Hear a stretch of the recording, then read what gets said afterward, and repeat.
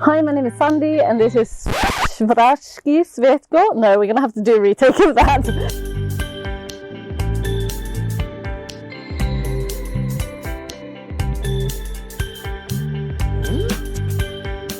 So I have a 4-week-old baby, which means that most of my days, they don't really look the same, but they involve heavily around me making sure that he's dry and that he's well fed. And sometimes he wakes up sometimes he wants to be fed every like 30 minutes or every 2 hours.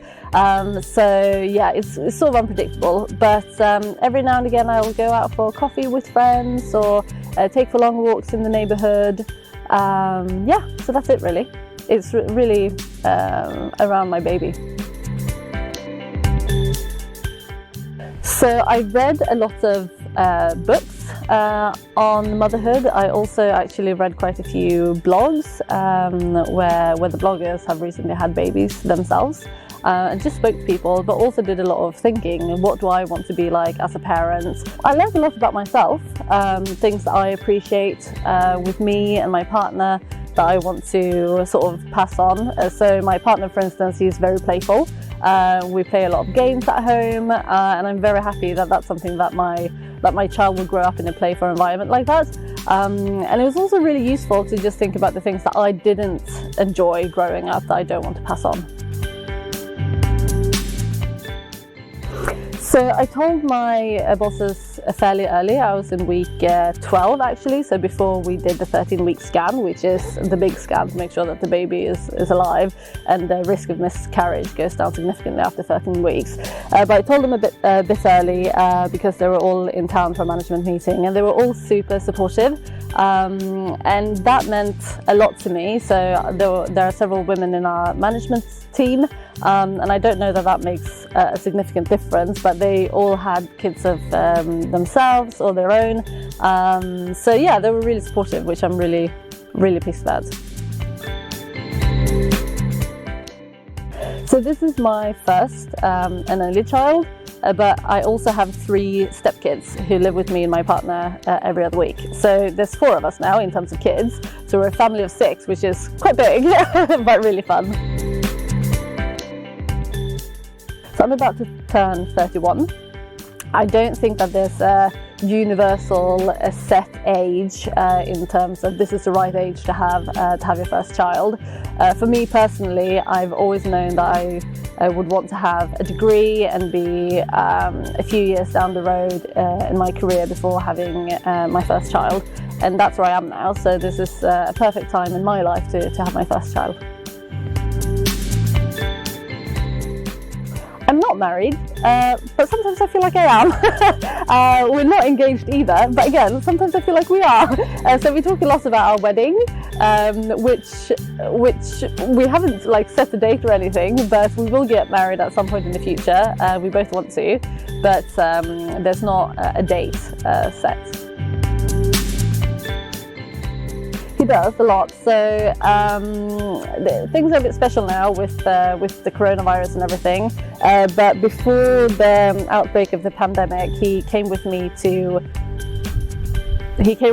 all the doctor's appointments, for instance. He's now not allowed to come to those anymore, but he had 2 weeks of parental leave when the baby first arrived. And he always changes the diapers, which I appreciate. So he's working from home at the moment because of the pandemic. So he takes care of all that, and then I'll take care of the stuff I can take care about, which is mainly, nursing him, which he can't do for obvious biological reasons.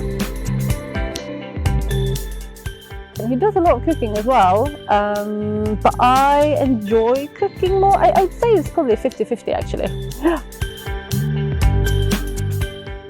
I've been reading up on this, and I think that if you have a normal childbirth that isn't complicated, it costs roughly around 25,000 crowns. The vast majority of that is paid for by the taxpayers. So what I pay is 100 crowns per day that I'm in the hospital. Maternity clinic, they normally do offer giving birth courses So I don't really know what they call actually, but they're basically courses so you can learn different pain management techniques and how your partner can help you as you're in labour.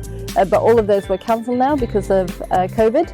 So we actually did an online course that we paid for ourselves, but it was very cheap. It was £350 and it was really useful for us. And then we also got some literature from the library, and that's obviously free.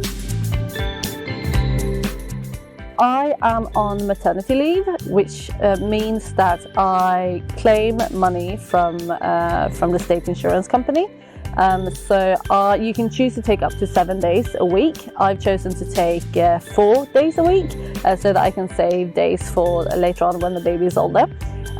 So that's how I support myself, and then I also have a bit of savings. The reason why I do it like that is because your employer can't deny you taking parental days off, but they can deny you taking unpaid leave.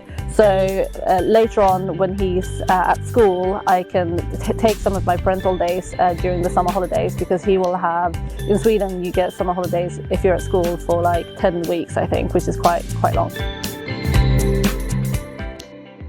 I don't know, so in Sweden we get 480 days. I think I will be off for about 8 months, but I haven't decided yet, and I don't have to decide for quite some time because he's just 4 weeks old, so we'll see. I haven't chosen a kindergarten yet.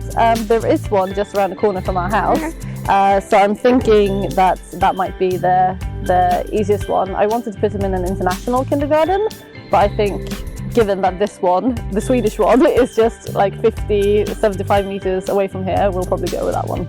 So there's typically a bit of a queue, so you have to sign up in line to get a spot, and you have to do that a couple of months in advance.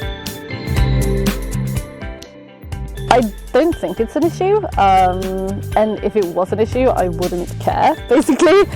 So as far as I'm concerned, people can choose to look away. My baby can't choose not to be hungry, so I breastfeed everywhere, and I try to cover up if possible, but feeding my child will always be more important to me than what other people think. So it's only been 4 weeks, but I'm utterly in love with my child, which I didn't think. I know that people say that this is a thing, but I've always been a bit like, yeah, whatever, but it's totally true. And I know that it doesn't go for everyone, but I think it's amazing how he doesn't really do much, and still I just love him so much. To be honest, so far nothing has really been that difficult, and I don't know that you're allowed to say that. It can be quite controversial among other mums as well. But I think what's made things relatively easy, I think, for me, is that I have very low expectations. So, for instance, if I have an appointment with someone, I'll make sure that they know that I might be late, or I might have to cancel.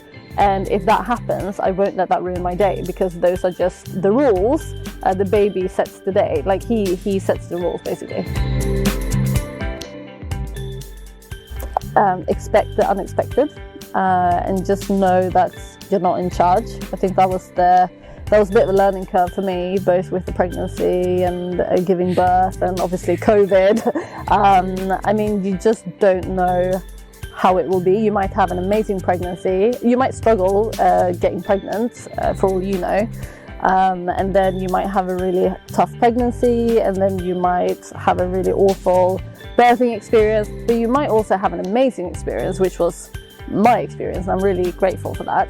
But I think just knowing that you can't know what it will be like will help you a lot. That's it. Okay, wow, that was very fast.